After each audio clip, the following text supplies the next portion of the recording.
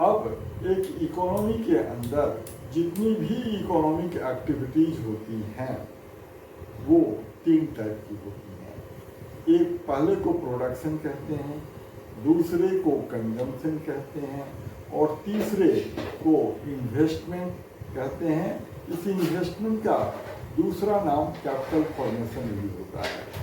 Production का मतलब conversion of input to output, ये अर्निंग के मोटिव से होता है। जो प्रोड्यूसर होता है वो अर्निंग के मोटिव से गुड्स का सर्विसेज का प्रोडक्शन करता है। दूसरी इकोनॉमिक एक्टिविटी है कंजम्पशन। कंजम्पशन का मतलब गुड्स एंड सर्विसेज को यूजअप करना अपने वांट के सेटिस्फेक्शन के लिए।